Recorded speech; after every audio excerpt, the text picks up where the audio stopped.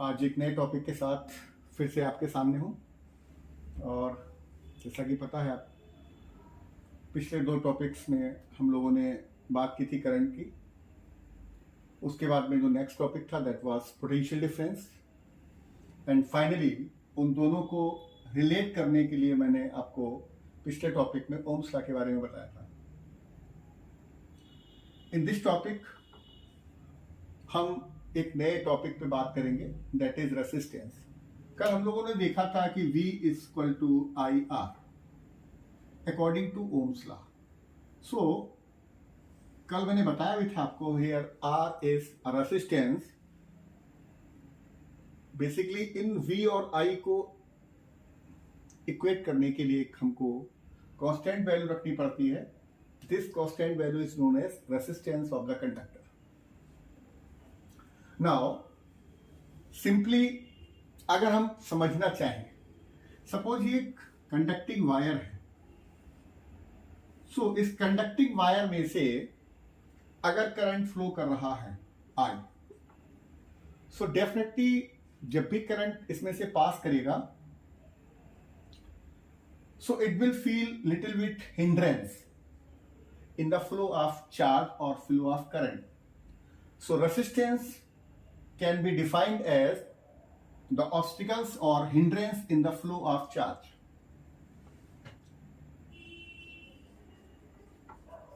Hindrance in the flow of charge or current.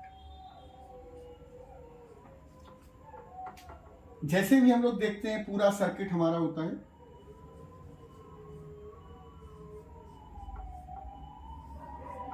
इस circuit में अगर करंट फ्लो कर रहा है प्लस टू माइनस, तो निश्चित रूप से ये जो सिंबल है ये यहाँ पर ये रेसिस्टेंस का साइन है। और सारे इलेक्ट्रिकल अप्लायंसेस जितने भी होते हैं वो ज़्यादातर उनमें से रेसिस्टेंस ही है। तो जो भी इलेक्ट्रिकल अप्लायंस इलेक्ट्रिसिटी कंज्यूम करता है, जिसकी वजह से सपोज मान लिया यहाँ से 2 एम्पियर का करंट अगर जाएगा और जब इसमें से पास करेगा तो ये 2 एम्पियर में से कुछ करंट को ये खींचेगा, जिसकी वजह से करंट के कंटिन्यूअस फ्लो में थोड़ा सा चेंजेस आएगा और वो एक हिंड्रेंस के फॉर्म में काम करेगा। सो फिर दोबारा से समझ लीजिए, resistance is nothing but basically the hindrance in the flow of charge और करंट। करंट के फ्लो होने में जो रुकावट होती है, जो ऑब्स्टिकल्स आता है, उसको हम लोग रेसिस्टेंस कहते हैं। और कल के टॉपिक में हम लोगों ने बात की थी कि अगर हम ओम्स का जो लॉ है उसके अकॉर्डिंग अगर हम देखें तो V equal to I R और R equal to V upon I. So simply we can say that this is the ratio of potential difference to current. कितना पोटेंशियल डिफरेंस क्रिएट हुआ, कितना करंट फ्लो कर रहा है, इन दोनों के ratio को ही हम रेसिस्टेंस के नाम से जानते हैं। यहीं पर हम अगर यूनिट की बात करें तो इसके लिए जो यूनिट होती है दैट इज ओम।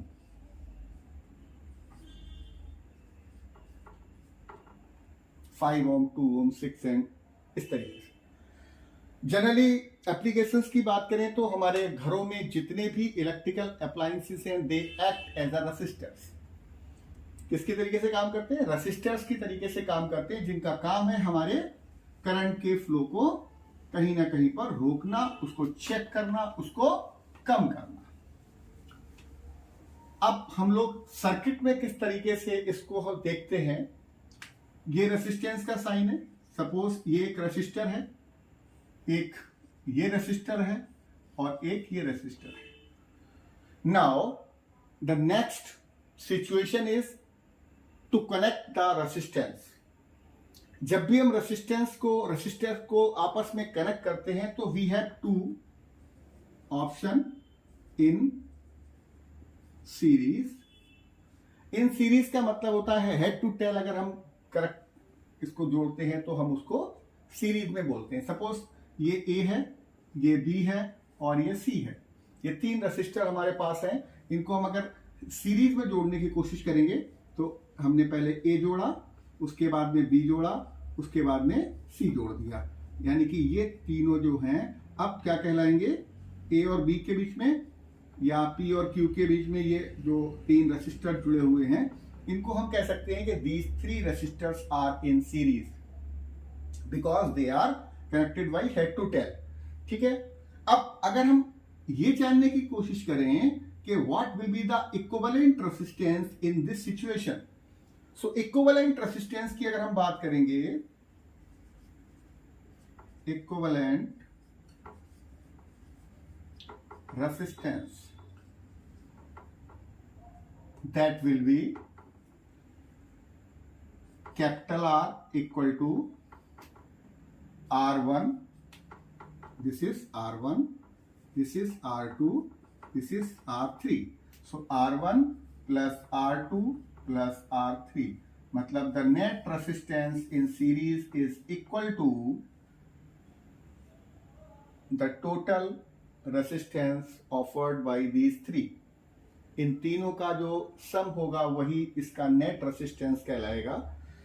तो ये एक सिचुएशन थी किसके लिए, सीरीज के लिए। बहुत जगह पर हम सीरीज में इस्तेमाल करते हैं। और दूसरी जो सिचुएशन आएगी आपके सामने वो सिचुएशन होगी पैरेलल की। तो आई थिंक यहां तक समझ में आ गया होगा। उसके बाद में फिर नेक्स्ट जो आपकी सिचुएशन है दैट इज इन पैरेलल।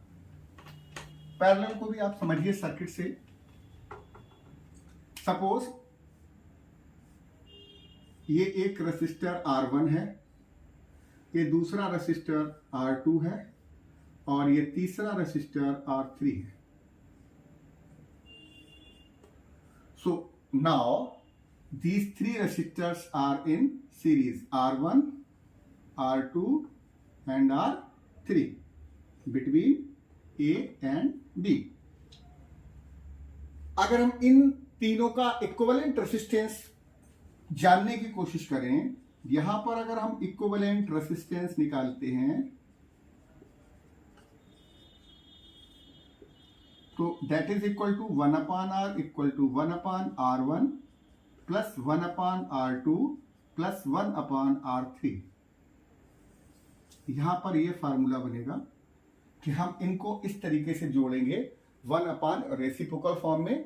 ठीक है, और फिर इसको हम सिंपली दोबारा से और आगे चल के ठीक भी कर सकते हैं और सॉल्व कर सकते हैं। अभी मैं कुछ एग्जांपल आपको समझाऊंगा। ठीक है, दो सिचुएशन हमने बताई आपको रेसिस्टर्स को कंबाइन करने के लिए, एक इन सीरीज और दूसरा इन पैरेलल। दोनों की अलग अलग इंपॉर्टेंस है, अलग अलग जगह पर इस्तेमाल होते हैं। ठीक है, हमारे घरों में भी अलग तरीके के सर्किट्स होते हैं, उनमें अलग तरीके का कॉम्बिनेशन होता है। ठीक है, पैरेलल भी होता है। समटाइम्स कहीं कहीं पर हमको आप सीरीज में भी दिखाई पड़ेगा, जैसे दिवाली के टाइम पे जो हम लोग लाइटिंग के लिए झालर्स और उसका इस्तेमाल करते हैं उनमें सीरीज में होता है। ठीक है, लेकिन जनरली हमारे घरों में जो इलेक्ट्रिकल सर्किट होता है वहां पर रेसिस्टेंस पैरेलल्स पे होते हैं। कई सारे एडवांटेज हैं सीरीज में, कुछ नुकसान भी हैं। सीरीज का नुकसान सबसे बड़ा मैं आपको थोड़ा सा यहीं पे बताने की कोशिश कर रहा हूं कि सीरीज में और पैरेलल में क्या क्या आपको नुकसान समझ में आएगा, क्या एडवांटेज है सीरीज का और क्या है पैरेलल का। सपोज अगर मान लिया ये दो रेसिस्टर्स हैं, ठीक है, और ये R1 है, ये R2 है, ये R3 है, और बाय द वे अगर हमने इसको सर्किट से कनेक्ट किया हुआ है और सर्किट में करंट फ्लो कराते समय अगर किसी वजह से ये वाला रेसिस्टर्स काम करना बंद कर देता है तो डेफिनेटली ये इसके आगे करंट फ्लो करेगा ही नहीं, और जब करंट फ्लो नहीं करेगा तो ये दोनों भी काम करना बंद कर देते हैं। This is main problem with this type of series circuit. If one electrical appliance, suppose this resistor is a bulb, so as we flow the current and due to some problem, if this bulb is not working properly और ये fuse हो जाता है तो इसके आगे के जो भी रेसिस्टर्स हैं वो सब काम करना बंद कर देते हैं। मतलब अगर आपने अपने घरों के अंदर इसका इस्तेमाल किया और बाय द वे अगर एक सर्किट में कहीं भी कोई प्रॉब्लम आती है, कोई हिंड्रेंस आता है, कोई एक एप्लीकेशन जो है वो काम करना प्रॉपरली नहीं काम कर रहा है तो फिर उसके आगे का पूरा सर्किट ऑटोमेटिक ब्रेक हो जाएगा और जो कि एक बहुत बड़ी प्रॉब्लम क्रिएट करेगा। इसलिए इसको हम प्रेफर नहीं करते अपने डोमेस्टिक सर्किट के अंदर। ठीक है, कहीं कहीं पे होता है, लेकिन जनरली डोमेस्टिक सर्किट में इसको हम इस्तेमाल नहीं करते। उसका मेन कारण यही है। एक कारण और भी हो सकता है, वो भी मैं आपको बता देता हूं कि जैसे जैसे ये एक्चुअली डायरेक्ट कॉम्बिनेशन है, तो जैसे जैसे करंट आगे फ्लो करेगा हर बार उसका इंटेंसिटी कम होता चला जाएगा, क्योंकि कंजक्शन हो जाएगा यहां पर, तो वोल्टेज डाउन हो जाएगा, फिर हमको वोल्टेज की प्रॉब्लम क्रिएट हो जाएगी। मतलब एक तो बहुत अच्छा चलेगा, लेकिन उसके आगे के सीरीज के जो भी बल्ब या जो भी एप्लीकेशंस होंगे वो सारे के सारे उसी रेशियो में घटते चले जाएंगे, जो कि एक बहुत बड़ा प्रॉब्लम क्रिएट करेगा। अभी हम लोग दूसरी बात करते हैं कि हम लोग घरों में किस तरीके का सर्किट इस्तेमाल करते हैं। वो है पैरेलल सर्किट। सपोज मान लिया ये पैरेलल सर्किट है जिसके अंदर 2 रजिस्टर्स हैं, ठीक है, और ये रजिस्टर जो है वो जब हम इसको सर्किट को कंप्लीट करते हैं और सर्किट कंप्लीट करने के बाद में जब हम इसमें करंट को फ्लो कराएंगे, तो जैसे ही करंट फ्लो करेगा यहां तक आपने देखा यहां तक करंट बिल्कुल प्रॉपर आता है, लेकिन यहां पे आने के बाद में डिस्ट्रीब्यूट हो जाता है इन दो में, R1 में और R2 के अंदर।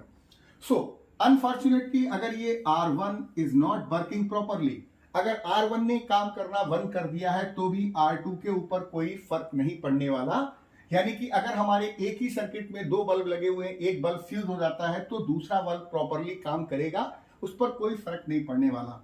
इसी तरीके से हमारे घरों में जो लाइनिंग होती है वो इसी तरीके की होती है कि एक साथ में कई सारे वायर आपने देखा होगा कि जाते हैं लाइन में और उनमें बहुत सारे स्विचेस होते हैं।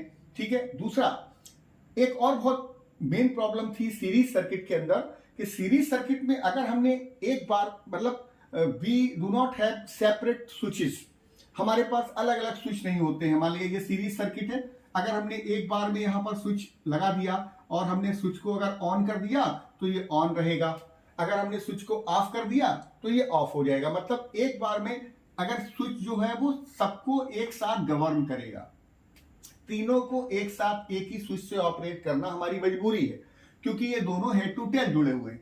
लेकिन इस केस में ऐसा नहीं होगा। इस केस में एक स्विच हम यहां पर लगा सकते हैं और एक की हम यहां पर लगा सकते हैं, दोनों की को अलग अलग ऑपरेट कर सकते हैं। सपोज एक कमरे में 4 लाइनें हैं, एक में पंखा जुड़ा हुआ है, एक में ट्यूबलाइट है, एक में कंप्यूटर ऑपरेट कर रहा है, एक में टेलीविजन चल रहा है, और हमको जितना आवश्यकता है उसके अकॉर्डिंग उसको इस्तेमाल करेंगे। बाकी स्विचेस को हम ऑन नहीं करेंगे तो वो ऑपरेट नहीं होंगे। मतलब we can control the whole things by its own will. अपने हिसाब से इन चीजों को मैनेज कर सकते हैं बहुत ही आसानी के साथ में, लेकिन ये सीरीज में पॉसिबल नहीं है। इसीलिए सीरीज सर्किट को हम लोग हमेशा अवॉइड करते हैं डोमेस्टिक सर्किट के अंदर। कौन सा करते हैं हम लोग? डोमेस्टिक सर्किट के अंदर हमेशा ही पैरेलल सर्किट को प्रेफरेंस देते हैं, क्योंकि इसके अंदर 2-3 फायदे हैं। एक तो ये, if one electrical appliance does not operate properly it will not effect और हार्म द अदर वन, ये दूसरे को इफेक्ट नहीं डालता है। दूसरी बात, we can use separate switches for separate resistors. अलग अलग रेसिस्टर्स के लिए हम अलग अलग स्विचेस का इस्तेमाल कर सकते हैं। जितना जरूरी है उतना हम उसको ऑपरेट करेंगे, जो फालतू का इलेक्ट्रिकल कंजप्शन है वो हम उसको बचा सकते हैं, हम अपने बिजली के बिल को कंट्रोल कर सकते हैं और इस तरीके से। लेकिन ये सीरीज में ये प्रॉब्लम्स नहीं थी। ओके, आई थिंक मुझे आपको ये समझ में आया होगा। अभी इसके आगे हम थोड़े से और इसके न्यूमेरिकल्स बेस जो सर्किट डायग्राम है उस पर बात करते हैं कि किस किस तरीके की सिचुएशंस आपको देखने को मिलती है। सपोज सबसे पहले आपसे बोला जाता है कि there are 2, if A and B are 2 resistors each of 2 ohm. अगर 2 रेसिस्टर हैं 2 ओम के, ठीक है, कनेक्टेड इन, सबसे पहले सिचुएशन में हम करते हैं सीरीज, ठीक है, विद 5 वोल्ट बैटरी, ठीक है। तो एक तो सिचुएशन ऐसी आती है कि आप इसके लिए सर्किट डायग्राम ड्रॉ कर दीजिए। तो जैसे ही आप आता है सीरीज के लिए, तो सीरीज के लिए आपके पास दो रजिस्टर हैं, एक रजिस्टर को आपने ये लगाया, इसी के आगे आप दूसरा रजिस्टर लगा देंगे, ये R1 हो गया और ये आपका रजिस्टर R2 है, क्योंकि there are 2 1 okay, each of 2 यानी कि 2 ओम का ये वाला है और 2 ओम का ये वाला है। नाउ आपको बैटरी कनेक्ट करनी है, यहां पर आप अमीटर लगाएंगे, अमीटर के बाद में फिर आप यहां पर बैटरी लगाएंगे और बैटरी के बाद में यहां पर आप की लगाते हैं, ठीक है, और फिर इस सर्किट को हम कंप्लीट कर देते हैं। अब ये सर्किट आपका सीरीज सर्किट हो गया, जिसमें दो रेसिस्टर्स सीरीज में कनेक्टेड हैं। अब इस सिचुएशन में यहां पर बैटरी है 5 वोल्ट की। किस तरीके से, ये तो हो गया आपका सर्किट डायग्राम। इस तरीके से आप बहुत आराम से, अब आपसे पूछता है कि what will be the reading of A, ammeter की रीडिंग क्या होगी, जो यहां पर करंट मेजर करने के लिए जो इंस्ट्रूमेंट लगाया गया है उसकी रीडिंग क्या होनी चाहिए। तो सीधी बात है, हमें पहले जाना पड़ेगा ओम्स लॉ के ऊपर, लेकिन ओम्स लॉ तक हम जाने से पहले हमारे पास ना तो नेट रेजिस्टेंस है, ना ही हमारे पास ए है।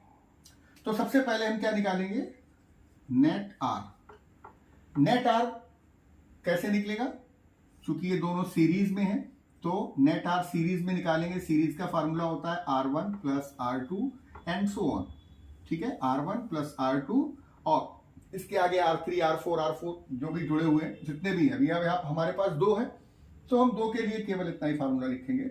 सो R is equal to 2 ohm plus 2 ohm that is 4 ohm, ठीक है। मतलब हमारे पास, हमने कैलकुलेट कर लिया कि हमारे पास जो सर्किट था उसके अंदर टोटल, इसको अगर हम कंबाइन करके सॉल्व करेंगे तो ये निकलेगा दैट इज 4 ओम। अब हमारे पास नेट रेजिस्टेंस निकल आया, हमारे पास पोटेंशियल डिफरेंस भी है। अब हम कैलकुलेट कर सकते हैं करंट को। So we know V equal to I R और I equal to V upon R, that is equal to V कितना है, 5 अपॉन 4, ओके। तो आप इसको 1.25, ठीक है, इस तरीके से आप सॉल्व कर लेंगे।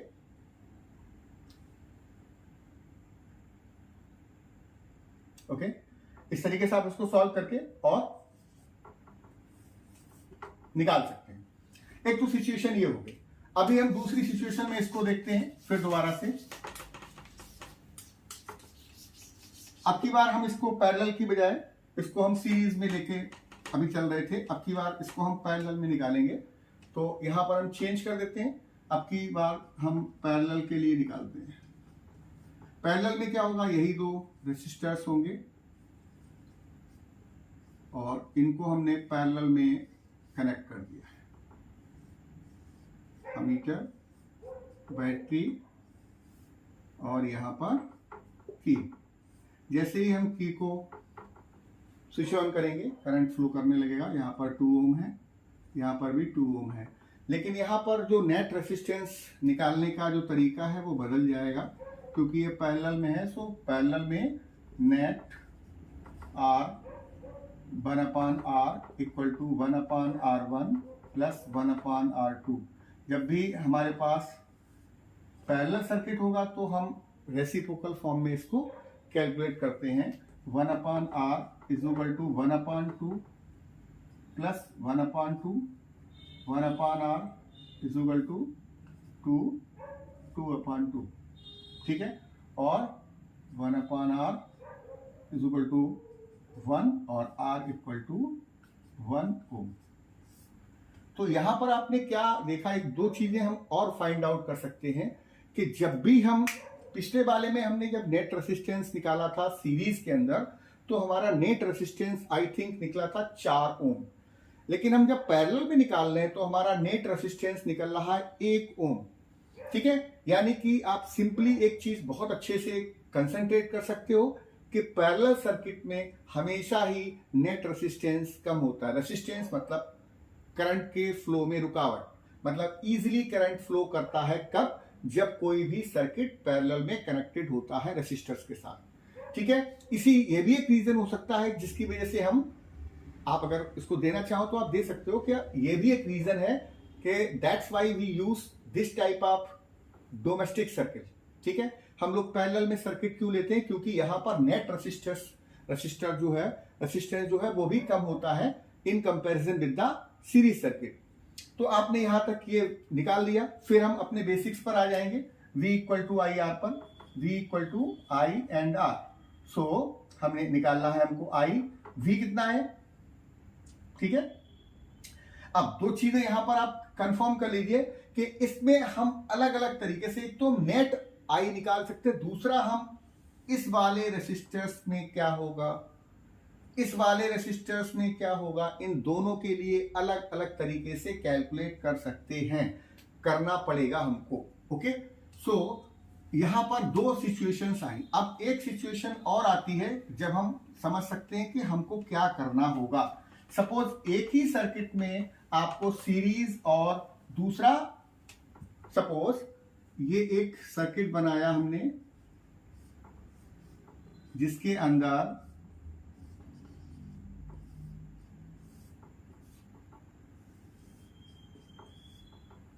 आप देखेंगे तो ये 2 ओम है, ये 2 ओम है, ये 3 ओम है, ये 3 ओम है।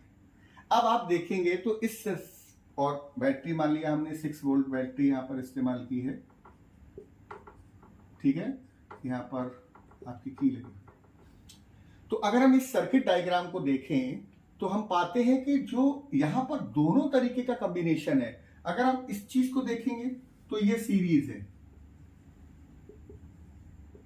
ठीक है, इस चीज को देखेंगे तो ये पैरेलल है, और फिर इन दोनों को देखेंगे तो ये फिर सीरीज है, ठीक है। थोड़ा कॉम्प्लिकेशन बढ़ता है इसमें। अब जब इस तरीके की सिचुएशन आपको नजर आए तो सबसे पहला काम है आप पैरेलल को सॉल्व करिए। किसको सॉल्व करना है, इस वाले सर्किट को। इस वाले सर्किट में क्या होगा, 1/r equal to 1/3 plus 1/3 that is 2/3, और r जब निकालेंगे तो 3/2 दैट इज 1.5 ओम। हमने इसको सॉल्व कर लिया, कितना हुआ ये, दिस इज 1.5 ओम। अब अगर आप देखें तो ये सिचुएशन बदल गई है। अब हम इसको सॉल्व कर चुके हैं, और सॉल्व करने के बाद में ये क्या निकला, ये एक अलग सा हमारा रेजिस्टेंस बन गया है, कितने का, 1.5 ओम का। अब अगर देखें तो ये तीनों जो रेजिस्टर्स हैं ये सीरीज में आ चुके हैं, ठीक है। तो अब अगर ये तीनों सीरीज में है तो हम इनको सीरीज में जोड़ेंगे, R equal to 2 plus 2 plus 1.5 ohm, 5.5 ohm. So I think अब आपको समझ में आ गया होगा कि अगर किसी एक सर्किट के अंदर पैरेलल कॉम्बिनेशन भी है और सीरीज कॉम्बिनेशन भी है तो very first we will solve the parallel resistors, उनका नेट निकालेंगे। उनको निकालने के बाद में फिर दोबारा से हम कोशिश करेंगे कि उसका हम सॉल्व करके अलग एक वैल्यू लिख लें, और फिर इस रेसिस्टर्स की जगह पर, कंबाइंड की जगह पर हम एक सिंगल रेसिस्टर रख दें कि 1.5 ओम निकला। अब हम फिर वही लगा देंगे V equal to I R, ठीक है, और V equal to I R लगाएंगे तो होल सर्किट के लिए हम करंट ड्रॉ कर सकते हैं। तो आई थिंक ये सिचुएशन 3 तरीके की आती है, सीरीज के लिए, पैरेलल के लिए और कंबाइंड के लिए। तो ज्यादा से अच्छा ये होगा कि आप लोग इस पर बहुत ज्यादा अपनी तरफ से सर्किट ड्रॉ करिए। सबसे बेस्ट तरीका यही है कि आप अपनी तरफ से सर्किट ड्रॉ करिए, और सर्किट ड्रॉ करने के लिए डिफरेंट सिचुएशंस में उनको कैलकुलेट करके देखिएगा, ठीक है। जब आप अलग अलग चीज़ों को अलग अलग तरीके से कैलकुलेट करेंगे तो फिर निश्चित रूप से आपको बहुत ही मजा आएगा, और साथ में आपकी कॉन्सेप्ट बहुत ही कंसंट्रेट करेगी, बहुत ही अच्छा होती चली जाएगी। और जैसे से आपकी कंसंट्रेशन बनेगी, जैसे से आपकी कॉन्सेप्ट क्लियर होगी, ठीक है, उसके बाद में फिर आपको लगेगा ये this is only a magic, इसके अलावा कुछ भी आपको नजर नहीं आएगा, क्योंकि ये बहुत ही इजी क्वेश्चन है और बोर्ड में बहुत ही इंपॉर्टेंट है। एटलीस्ट 1 क्वेश्चन आपको बोर्ड एग्जाम में नजर आएगा, आई थिंक इन 3 मार्क्स। और 3 मार्क्स क्वेश्चंस के लिए मुझे लगता है बहुत कम मेहनत करनी है आपको। फर्क इतना है कि आपको इसकी प्रैक्टिस करनी पड़ेगी अलग अलग डायग्राम बना के, ठीक है। Don't go through the book, don't go through the tutor और एनी अदर टीचर, ठीक है। आप केवल अपने मन से अलग अलग सिचुएशन में ये वैल्यूज बदलते रहिए, अलग अलग कॉम्बिनेशन करते रहिए, और जब अलग अलग कॉम्बिनेशन में आप इसको करेंगे तो निश्चित रूप से फिर आपको हर सिचुएशन के को समझने में और अच्छे से उसको सॉल्व करने में आपको मजा आएगा। ओके, गुड बाय, फिर अगले मिलते हैं अगले टॉपिक में। ठीक है, तब तक के लिए बाय।